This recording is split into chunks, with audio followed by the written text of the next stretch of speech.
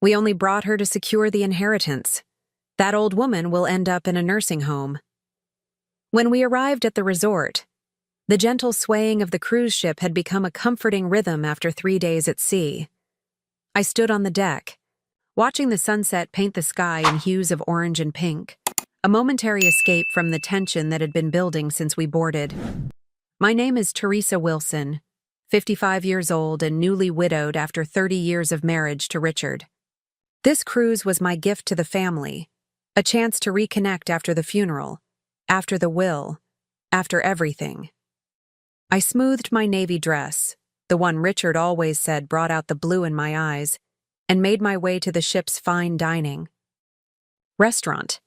My son David had texted that everyone was already seated, and I didn't want to be the reason for any more sideways glances from my daughter-in-law, Amanda.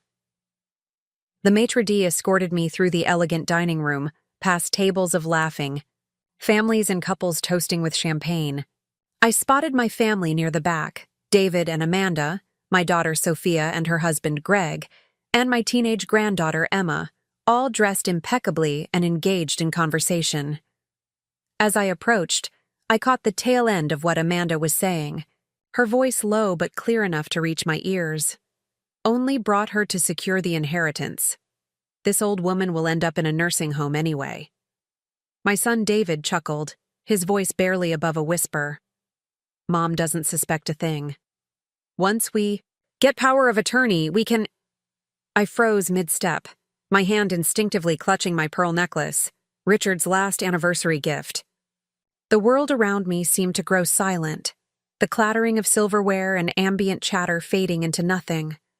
For a moment, I couldn't breathe. "Mom!" Sophia's voice cut through my haze as she spotted me. "We were wondering where you were." Forced my lips into a smile that didn't reach my eyes and took my seat, grateful that no one seemed to notice my trembling hands. "Sorry I'm late. The sunset was beautiful tonight." My voice sounded distant, even to me. "The sunset?" Amanda raised an eyebrow, her voice dripping with false sweetness. "That's what kept you? We've been waiting for 20 minutes.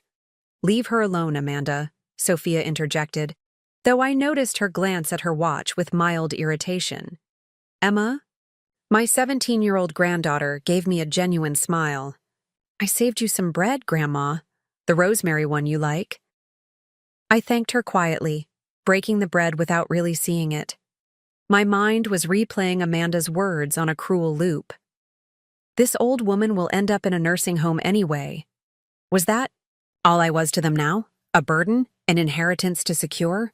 After everything I had sacrificed, postponing my own career to raise David and Sophia, supporting Richard as he built his business, being the foundation our family stood upon, was I nothing more than a financial plan? Throughout dinner, I maintained my composure, laughing at the right moments, answering questions about tomorrow's port of call, all while studying their faces. I wondered how long they had seen me this way. Had it started after Richard's death, or had they always viewed me as disposable? David raised his glass in a toast. "To Mom, for treating us to this amazing vacation. We appreciate you." Everyone clinked glasses, their smiles not quite reaching their eyes, except for Emma, who seemed genuinely happy to be there. I sipped my wine, swallowing past the lump in my throat. Later that evening, as I sat alone in my cabin, I pulled out the folder, containing the details of our upcoming stay at the exclusive Serenity Bay Resort, the second part of our family vacation after the cruise. I had spared no expense, wanting to give my family a memorable experience. I flipped through the reservation details, noting how the booking was under my name, paid for entirely with the life insurance money I'd received after Richard's death. Money that, according to Amanda, they were already counting as their inheritance.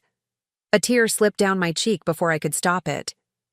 For the first time since Richard's funeral, I allowed myself to truly cry, not just for him, but for the painful revelation that the family I had dedicated my life to saw me as nothing more than a means to an end. When I finally wiped my eyes, something had changed within me. The hurt remained, but alongside it grew something else, a quiet determination. I had always been the peacekeeper, the one who smoothed things over, who sacrificed without complaint. But Richard was gone now, and with him, the woman who silently accepted whatever scraps of appreciation came her way. I picked up my phone and began to search, an idea forming in my mind. By the time I turned off the light, a plan was taking shape, one that would show my family exactly who Teresa Wilson really was. Breakfast the next morning was a masterclass in pretending everything was fine. I arrived early to the ship's buffet, selecting a small portion of fruit and toast that I barely touched. When my family trickled in, Sophia and Greg first, then David and Amanda with Emma trailing behind, I greeted them with a smile that felt like a mask stretched across my face. "Did everyone sleep well?" I asked, stirring my tea absently. "The beds on this ship are divine," Amanda commented, helping herself to a generous serving of eggs Benedict. "Much better than I expected for what you paid." The subtle dig wasn't lost on me. Nothing was lost on me anymore, not the way David checked his watch every time I spoke, nor how Sophia and Greg exchanged glances whenever I mentioned plans for the day. "I was thinking," I said carefully, "after our excursion today, perhaps? We could all have dinner together on the island. There's a lovely seafood restaurant near the port." "Oh, Mom," Sophia said with a dismissive wave. "We've already made reservations at that exclusive place on the other side of the island, the one in all the magazines." "I see." I nodded, noting how no one had thought to include me in these plans. "Well, I'm sure I'll find something to do." "You could always order room service," David suggested, not looking up from his phone. "You mentioned your knees have been bothering you after yesterday's walking tour." I had said no such thing. After breakfast, I retreated to my cabin with the excuse of getting ready for the day's excursion. Once alone, I pulled out my tablet and continued the research I'd started the night before. 2 different resorts appeared on my screen: the luxurious Serenity Bay where we were scheduled to stay, and the more modest Sunshine Lodge a few miles away. I made a call, my fingers trembling slightly as I confirmed new arrangements. "Yes, that's right. 5 people at Sunshine Lodge, and I'll keep my original reservation at Serenity Bay. Just for one." The rest of the day passed in a blur of island tours and tropical drinks. I observed my family from a new perspective, catching the eye rolls when I stopped to take photos, noticing how they walked slightly ahead of me as if trying to distance themselves. Even Sophia, who had always been my ally, seemed eager to join Amanda in hushed conversations that abruptly ceased when I approached. Only Emma sought me out, linking her arm with mine as we explored the local market. "Grandma, are you okay? You seem quiet today." I squeezed her hand. "I'm fine, sweetheart. Just reflecting." "On what?" "On how people change," I said softly. "And how sometimes we need to change too." That evening, I excused myself from dinner, claiming fatigue. As I walked away, I heard Amanda's voice, not quite low enough. "She's becoming more fragile every day. David, we really need to discuss assisted living options sooner rather than later." Back in my cabin, I finalized my plan. The cruise would end in 2 days, after which we were scheduled to spend a week at Serenity Bay. Or rather, they thought we were all going to Serenity Bay. I sent a series of emails, made several calls, and then sat back, a strange calm settling over me. For 30 years, I had been the supportive wife, the nurturing mother, the accommodating mother-in-law. I had bitten my tongue when Amanda redecorated my home during the brief period David and she lived with us after college. I had smiled when Sophia and Greg borrowed money they never repaid. I had spent decades being the cushion that softened. Every fall, the peacemaker who made every sacrifice. And for what? To be discarded the moment Richard was gone?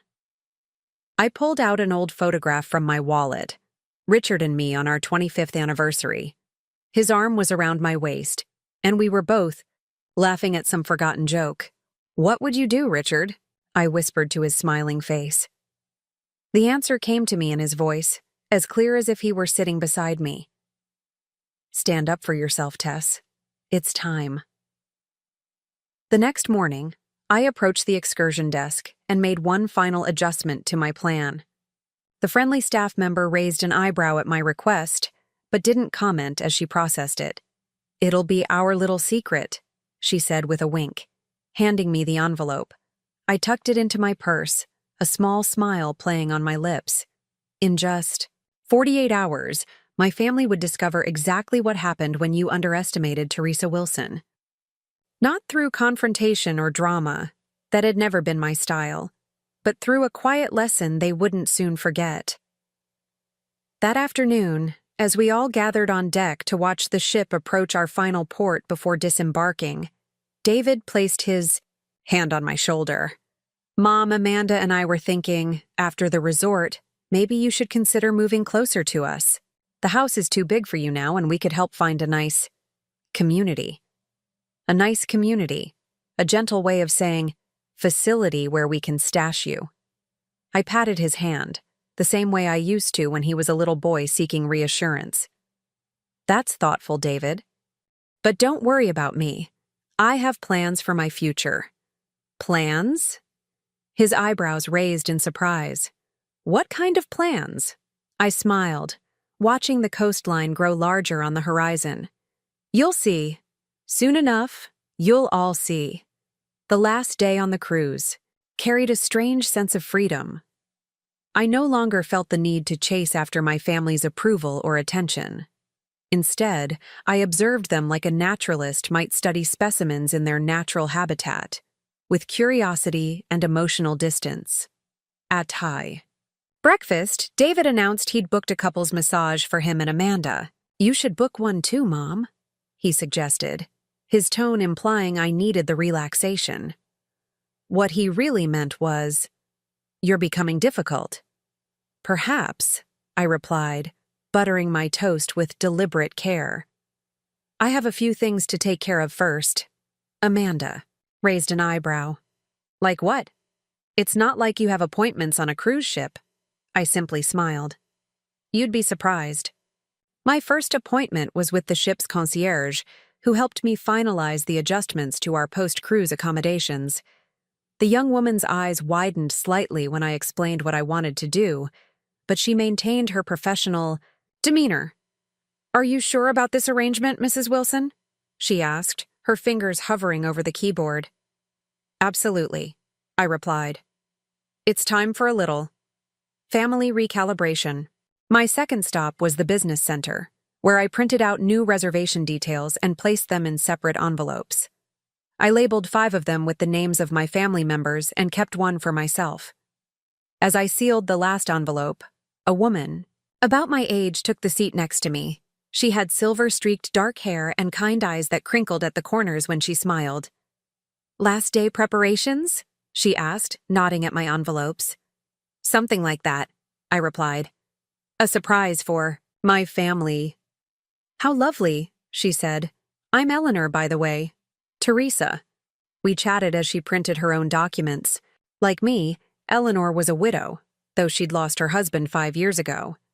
Unlike me, she'd immediately established clear boundaries with her adult children. "The second herald passed," she said, lowering her voice. "My daughter tried to convince me to sell my house and move in with her. What she really wanted was my money to pay off their mortgage." "What did you do?" I asked, genuinely curious. "I booked myself a solo trip to Italy," Eleanor chuckled. "Came back with a gorgeous Italian, leather jacket, and a new perspective.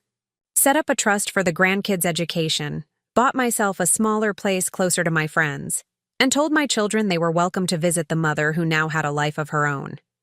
Her words resonated within me. A life of my own. When was the last time I'd had that? Did they accept it? I asked. "Eventually," Eleanor shrugged. "They had to. The ones who truly love you will adjust. The ones who only love what you can give them." She left the sentence unfinished, but I understood. We exchanged phone numbers before parting ways, and I felt lighter somehow, as if meeting Eleanor had been a sign that I was on the right path. That afternoon, the entire family gathered for a farewell dinner. I arrived wearing a new dress I'd purchased from the ship's boutique, a bold red that I would never have chosen when Richard was alive. He had always preferred me in pastels. "Wow, Grandma, you look beautiful," Emma exclaimed when I sat down. "Thank you, sweetheart," I replied, catching the surprised expressions on everyone else's faces. "That's quite a statement piece, Mom," Sophia commented, her tone suggesting she found it inappropriate. "Life's too short for beige, don't you think?" I replied, unfolding my napkin with a flourish. Dinner passed pleasantly enough, with conversations about tomorrow's disembarkation and the upcoming resort stay. No one asked about my mysterious errands or commented further on my appearance. They were, as usual, too absorbed in their own worlds to notice the changes in mine.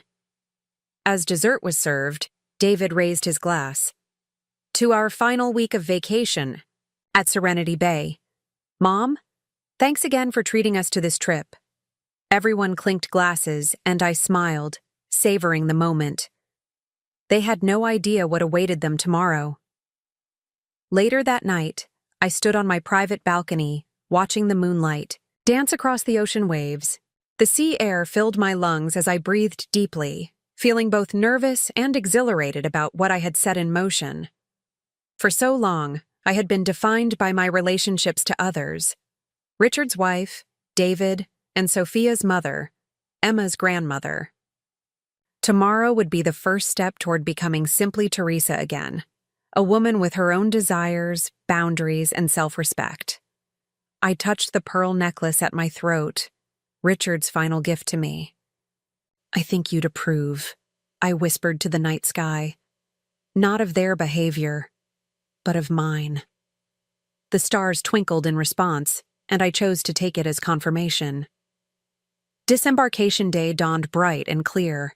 I'd packed my luggage the night before, and was the first one ready, sitting calmly in the ship's lounge with a cup of tea while waiting for the others. One by one, they arrived, David and Amanda arguing in hushed tones about whether they'd packed Amanda's expensive face creams, Sophia and Greg discussing dinner reservations for Serenity Bay, and Emma trailing behind, engrossed in her phone. Finally, Amanda sighed when everyone had assembled. "I thought we'd never get off this boat." "Ship," I corrected gently. "Cruise ships are never called boats." She rolled her eyes but didn't respond. David checked his watch. "We should be able to disembark in about 15 minutes. Then it's straight to Serenity Bay, right, Mom? Did you arrange for transportation?" I nodded. "Everything's been arranged. Actually," I rummaged in my handbag and pulled out the envelopes. "I have something for each of you." "What's this?" Sophia asked as I distributed them. "Just some information about our accommodations," I replied casually. I thought it would be helpful for everyone to have their own copy. None of them opened their envelopes immediately, too busy watching the gangway for signs that disembarkation had begun. I hid my smile behind my teacup, anticipation building inside me. 30 minutes later, we stepped onto solid ground, collected our luggage, and followed the crowd toward the transportation area. A sleek, air-conditioned van waited for us, the driver holding a sign that read, "Wilson Family." "Mrs. Wilson?" he asked when we approached. I stepped forward. "Yes, that's me." He smiled, checking his clipboard. "I have instructions to take 5 passengers to Sunshine Lodge and 1 to Serenity Bay. Is that correct?" David frowned. "No, that's not right. We're all going to Serenity Bay." The driver looked confused. "That's not what my paperwork says, sir." Amanda turned to me, her smile tight. "Teresa, there seems to be a mistake. Maybe you should show him the reservations." I maintained my composure. "Why don't you all check the envelopes I gave you?" With varying degrees of impatience, they opened their envelopes. The confusion that spread across their faces was almost comical. "Sunshine Lodge?" David read, his voice rising. "Mom, what is this? Our reservation is at Serenity Bay. Actually, I said, opening my own envelope, my reservation is at Serenity Bay. Yours is at Sunshine Lodge. Silence fell over the group, broken only by the sounds of other passengers greeting their drivers or hailing taxis. This is a joke, right? Amanda asked, her voice cold. Not at all, I replied. Sunshine Lodge is a lovely resort. Not quite as luxurious as Serenity Bay, but it has excellent reviews. David's face flushed red. Mom, I don't understand. Why would you change our reservations without telling us? I looked him directly in the eyes. I thought it would be a nice surprise. A surprise? Sophia interjected, her voice rising. Mom, we've been looking forward to Serenity Bay for months. Emma's been talking about their teen program nonstop. Turned to Emma, whose face had fallen in disappointment. For a moment, I felt a pang of guilt, but I reminded myself that this was about something bigger than a luxury resort. I'm sorry, Emma, I said sincerely. Sunshine Lodge has a lovely beach and pool. I'm sure you'll have a wonderful time. This is ridiculous, Amanda snapped, turning to David. Call the resort and fix this. David pulled out his phone and stepped away to make the call. I watched calmly, knowing exactly what he would discover. When he returned, his expression had shifted from anger to bewilderment. They said both reservations are confirmed and paid in full. The Serenity Bay booking is for one guest, Mom. The Sunshine Lodge booking is for the rest of us. That's right, I said simply. But why? Sophia asked, her voice softer now, confusion evident. I shouldered my handbag and picked up my carry-on. The driver is waiting. You should get going if you want to check in before lunch. Mom, you can't be serious, David protested. We're not going to some second-rate resort while you stay at Serenity Bay alone. Actually, I am serious, I replied. And it's all been arranged. Amanda stepped forward, her voice sweetly manipulative. Teresa, dear, I think you're confused. Why don't we all go to Serenity Bay as planned? We can sort this out there. I met her gaze steadily. No, Amanda. The arrangements stay as they are. Mom, David tried again, his tone now placating. If this is about money... It's not about money, I interrupted. The driver is waiting. Enjoy Sunshine Lodge. I'll be in touch. Before they could protest further, I turned and walked toward E. A separate car that waited nearby. A private transfer to Serenity Bay that I'd arranged the previous day. Mrs. Wilson, the driver asked, opening the door for me. Yes, I replied. Sliding into the cool interior of the luxury sedan. As we pulled away, I caught a glimpse of my family in the rearview mirror, standing together on the curb, their faces a mixture of shock, confusion, and dawning realization that perhaps they didn't know me as well as they thought. For the first time in years, I felt truly in control of my life. The sensation was both terrifying and exhilarating. Serenity Bay Resort exceeded every expectation. My ocean view suite featured a private balcony, plush furnishings, and a bathroom larger than my first apartment. A welcome basket waited on the coffee table. Fresh fruit, champagne, and artisanal chocolates with a handwritten note from the manager. After unpacking, I treated myself to a massage at the resort's renowned spa. As the therapist worked the tension from my shoulders, I realized how long it had been since I'd done something purely for my own enjoyment. You're carrying a lot of stress, the therapist commented. Especially here, in your shoulders and neck. Years of carrying everyone else, I murmured. She nodded, as if she understood completely. It's time to let that go. Back in my suite, I ordered room service and enjoyed dinner on my balcony, watching the sunset paint the ocean in brilliant colors. My phone had been buzzing all day with texts and calls from David and Sophia, confused, angry, demanding explanations. I read them but didn't respond. Not yet. Around 9 o'clock, my room phone rang. The front desk attendant's voice was apologetic. Mrs. Wilson, I'm sorry to disturb you, but your family is in the lobby insisting on seeing you. They're quite persistent. Should I have security escort them out? I closed my eyes briefly. No, that won't be necessary. Please direct them to the beachfront lounge. I'll be down shortly. I took my time changing into a casual but elegant outfit. White linen pants and a turquoise blouse that brought out the blue in my eyes. I applied a touch of lipstick and slipped on comfortable sandals. Whatever was about to happen, I would face it on my terms. The beachfront lounge was nearly empty when I arrived. My family occupied a corner table, their expressions ranging from furious, Amanda, to bewildered, Emma. They'd clearly come directly from Sunshine Lodge, their casual attire contrasting sharply with the elegant atmosphere of Serenity Bay. Mom.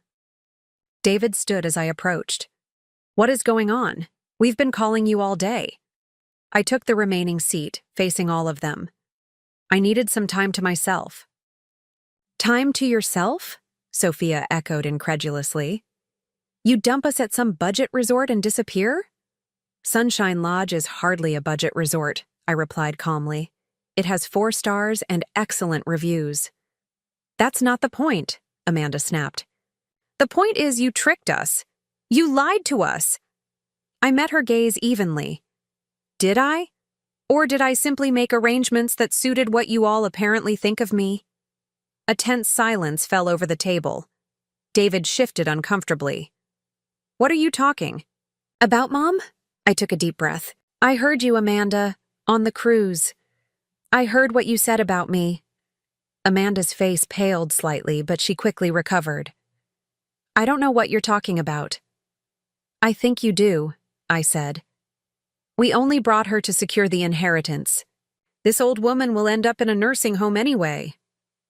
Those were your exact words. David's eyes widened. Mom, that's not— Please don't lie to me, I interrupted, my voice firm but not raised. I heard both of you, and I've seen how all of you, except perhaps Emma, have been treating me since your father died, like I'm a burden, a problem to solve, a bank account to access. Sophia had the grace to look ashamed, her eyes dropping to the table. Greg stared uncomfortably at his hands. David and Amanda exchanged glances. You've completely overreacted, Amanda finally said. It was just a conversation. People say things they don't mean all the time. Was it? I asked. Because it explained so much. The way you exclude me from decisions. The constant suggestions about selling the house. The helpful comments about retirement communities. David leaned forward. Mom, we're just concerned about you living alone in that big house. We want what's best for you. No, I said firmly. You want what's convenient for you. There's a difference. So, this, Sophia gestured around the luxury resort. This is punishment? For things we may have said or thought? I shook my head. Not punishment, education. For years, I've given everything to this family. My time, my energy, my savings. I put my own dreams on hold to support your father's career, to raise you children, to be the perfect grandmother. And the moment your father died, I became an inconvenience. That's not fair, David protested weakly. Isn't it? I asked. When was the last time any of you asked what I wanted? What would make me happy? When was the last time you saw me as a person with my own life to live, rather than just your mother who exists to serve your needs? No one answered. The sound of waves crashing against the shore filled the silence between us. I wanted you to experience, just for a moment, what it feels like to be dismissed, to have someone else make decisions about your life without consulting you, to be an afterthought rather than a priority. Emma, who had been quiet until now, looked at me with new understanding. Is that how we've made you feel, Grandma? My expression softened as I looked at her. Not you, sweetheart. But yes, that's exactly how I've felt. David ran a hand through his hair, a gesture so like his father it made my heart ache. I don't know what to say, Mom. "We never meant— I believe you never meant to hurt me," I said. "But intention doesn't erase impact." An uncomfortable silence hung in the air after my words. The distant sound of waves crashing against the shore punctuated the tension at our table. Finally, David spoke, his voice uncharacteristically small. "I don't know what to say, Mom. We really messed up, didn't we?" "Yes," I said simply. "You did." Amanda opened her mouth as if to argue, but David placed a hand on her arm, silencing her. His face had aged in the last hour, lines of realization etching themselves around his eyes. "What happens now?" Sophia asked quietly. I took a deep breath, releasing it slowly. "Now, you all go back to Sunshine Lodge and think about everything that's been said tonight. I'll stay here as planned." "And after the vacation?" David's question hung heavy with implication. "After the vacation, we redefine our relationship as equals, not as a provider and her dependents." I stood up, smoothing my linen pants. "Now, if you'll excuse me, I have an early morning massage scheduled." I was almost at the elevator when Emma caught up to me, slightly out of breath. "Grandma, wait!" She clasped my hand in both of hers, her young face earnest in the soft lobby lighting. "Can I stay with you? Please?" I blinked in surprise. "Stay? With me? But what about your parents?" Emma bit her lip. I want to talk to you. Really talk, if that's okay." Something in her expression, vulnerable yet determined, reminded me so much of Sophia at that age that my heart constricted. Of course it's okay," I said softly. The next morning, Emma and I shared breakfast on my suite's balcony. She'd borrowed one of my nightgowns to sleep in, swimming in the silky material like a child playing dress-up, though at 17 she was hardly a child anymore. "I've noticed, she said, breaking the comfortable silence between us. "The way everyone treats you since Grandpa died." I set down my coffee cup. "You have?" She nodded, her expression serious. "It's like they forgot you're a person too, not just someone who takes care of everyone else." "When did you get so wise?" I asked, reaching over to squeeze her hand. "Maybe I've been paying attention," she replied with a small smile. You're the only one who asks me what I want to do after high school instead of telling me what I should do." Later that day, as Emma and I lounged by the resort's infinity pool, Sophia appeared, looking slightly out of place in her casual sundress among the resort's elegant guests. "Hey," she said awkwardly, hovering beside our loungers. "Can I talk to you, Mom? Alone?" Emma glanced between us before gathering her things. "I'll go get us some drinks, Grandma." When she was gone, Sophia sat on the edge of Emma's vacated lounger, her hands clasped tightly in her lap. "Emma texted me this morning," she began. "She said some things that made me think." I waited, watching my daughter struggle to find words. "I didn't realize," she finally continued, her voice catching. "I didn't see how we were treating you, how I was treating you." Tears welled in her eyes, and for a moment, I saw the little girl who used to crawl into my lap when she was hurt or scared. After Dad died, it was easier to just take over, to assume you couldn't handle things on your own. I never stopped to ask what you wanted. I reached for her hand. "No, you didn't." "I'm so sorry, Mom," she whispered, tears now flowing freely. "I'm so sorry." We talked for over an hour, really talked, perhaps for the first time since she was a teenager. She confessed her fears about my being alone, her guilt over not visiting more often, the pressure she felt to manage my life. I shared my grief over losing Richard, my determination to build a new life, my hurt at being sidelined by my own children. When Emma returned, she found us embracing, both a little tear-stained, but smiling. The next morning, David arrived alone, carrying a small box from the resort's bakery. "Peace offering," he said, opening it to reveal delicate pastries. "Can we talk?" Unlike Sophia's emotional apology, David's was more measured, more analytical, so typical of my pragmatic son. He admitted that he and Amanda had discussed moving me to a managed care environment, not because I needed it, but because it would make his life easier if he didn't have to worry about me. But that's my problem, not yours, he finally concluded. I've been treating you like a responsibility instead of my mother. I was wrong. And Amanda? I asked quietly. He sighed, running a hand through his hair. She's working on it. She's embarrassed and defensive, but I've made it clear that how we've been treating you has to change. By the 5th day of our vacation, something remarkable had happened. My family, minus Amanda, who claimed a sudden migraine, had gathered at Serenity Bay for dinner. Not out of obligation or to placate me, but because they genuinely wanted to reconnect. Even Greg, who had always been somewhat distant, shared stories of his own mother and how much he regretted taking her for granted before her death. I wish I'd had the courage to do what you did, Teresa, he said, raising his glass. To stand up for yourself before it was too late. On our last evening, as we all gathered on my suite's balcony to watch the sunset, Emma slipped her arm through mine. What are you going to do now, Grandma, after we go home? I smiled, feeling more at peace than I had in years. Live my life, sweetheart. Travel a bit. Maybe take some classes. Enjoy this new chapter. Can I come visit you? Just us? She asked hopefully. Any time, I replied, hugging her close. Later, as everyone prepared to leave, David hung back.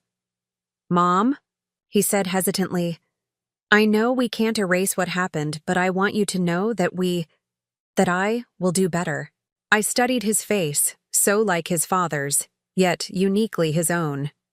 I know you will. As I closed the door behind them, I felt a profound sense of peace wash over me.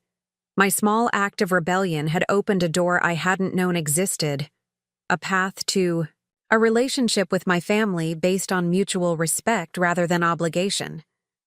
Richard would have been proud. More importantly, I was proud of myself. Standing on the balcony alone, watching the stars emerge over the ocean, I realized that sometimes the greatest gift we can give ourselves is the courage to be seen, truly seen, for who we are. Not just a mother or a widow or a convenient source of support, but a woman with her own dreams, her own boundaries, and her own precious life to live.